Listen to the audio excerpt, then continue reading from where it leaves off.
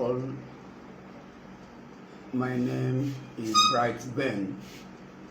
I posted something on Facebook tagged adultery. My pastor married my wife. While I came on air, my wife and the mother came on air and said I didn't pay for my wife bride price. I married my wife traditionally. If you go to my wall on Facebook, you see the pictures and every other thing. I married her traditionally.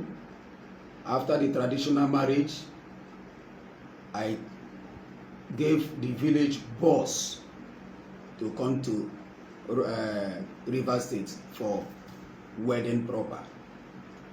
Within the wedding process, the officiating pastor, he's still alive today, asked my father-in-law, this elder brother to my father-in-law, because my father-in-law is late, asked him, am I owing any dime in the village? He says no, the video is with me, the pictures is with me, my marriage certificate is with me. Have I finished everything that I am supposed to do in the village? The man says yes. We now proceed by joining us in holy matrimony. After that, we began to live as husband and wife. I am once a treasurer in Rumo Crossing Youth Association. I am once a leader in oil mill. Because of the oil mill matter, they closed oil mill. I have been paying my mother-in-law every oil mill day through his son. The son worked for me in the market. I have been a friend to the family, and I have been a brother to the family. I love my wife so much. I've never laid my hand on her for the past since 12 years of marriage. We have 3 children, we lost 1. As it is, they came to her and say I didn't pay for her bride price. Look at how it happens.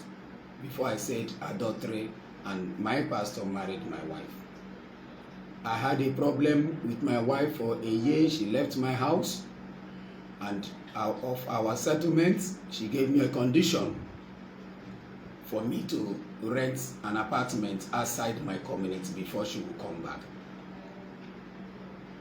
And before then, I've been attending World Bank Assembly, Pastor Moses Adayo's church. I've been worshiping there from Rumo Crossing to Eneka. Then my wife gave me that condition. I accepted. I went and rent an apartment where I'm staying now, and she came back. I took her to World Bank. The first day we went to church, she went to church with me. I introduced her to the church members. After church service, I went to the pastor's office with her. I saw pastor, his wife, and I introduced my wife, Mrs. Tina Onyechi Bright. I introduced her to my pastor, Adeyayo Moses, with the wife. We were all happy. The wife now gave my wife an appointment being an assistant choir mistress. She started the work as an assistant choir mistress. She started going to church. As I'm talking to you, any church member that knows my wife should still comment if I'm telling lies. That knows Pastor Daria's wife, comment if I'm telling lies. I know I'm saying the truth. Today, the mother has come to earth that I didn't pay for her daughter's head. Who on earth that will do traditional marriage and white wedding without paying a dowry for the daughter's head? Nobody. The world should know that nobody does that. That after traditional marriage, if you want to go for wedding, you must pay every dime in the family before they accept that white wedding for them to come and hand over their daughter to you in their altar, which they did. I am not surprised of what's happening today. But what I'm saying, I'm not against of she marrying. What I'm against is, why must she be my pastor that I've been laying my complaint to?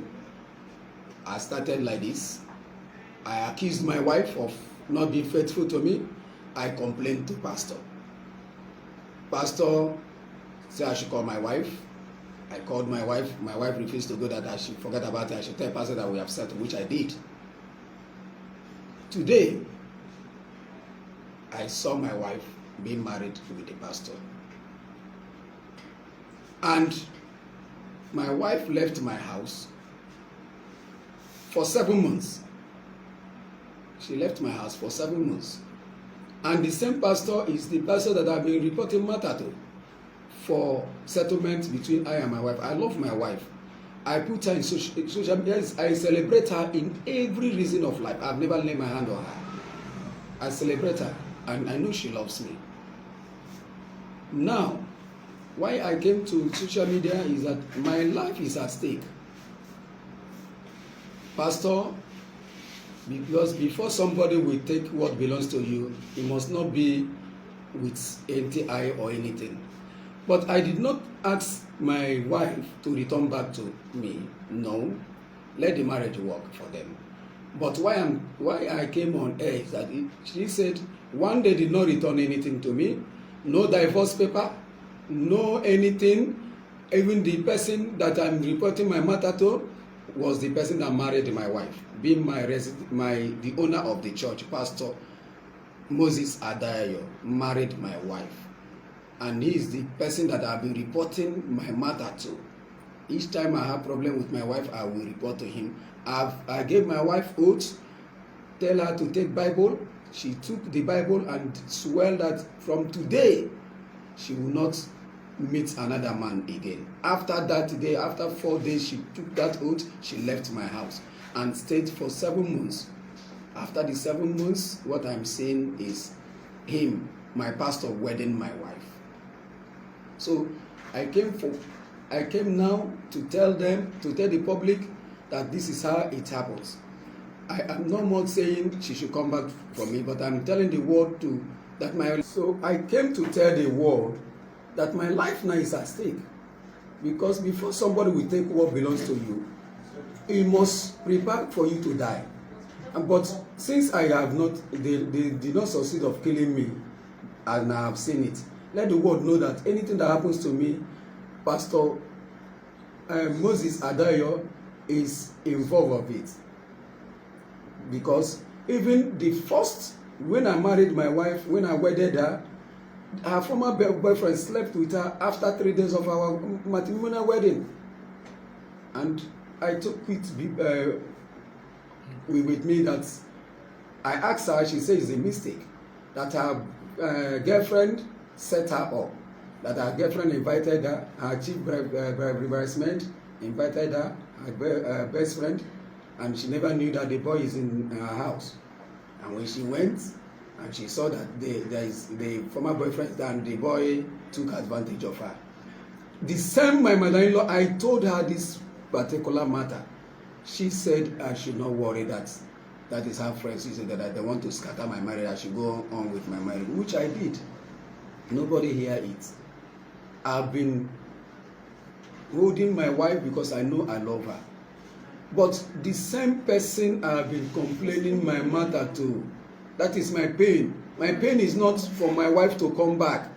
My pain is not that I am the first person that have ever been divorced by a woman or anything, but I have not received any divorce paper. I have not received any message from the village that this marriage is over. My people did not know if the marriage is over or not. What I saw is my pastor, General Overseer, married my wife. It's wrong. It's wrong. That is my pain. That is my worry. That is where I'm capitalizing on. I'm not saying that I will marry by tomorrow. I will marry any time. So that is why I say, let the world know that my life is at stake. Is after my life. Thank you. Thank you very much.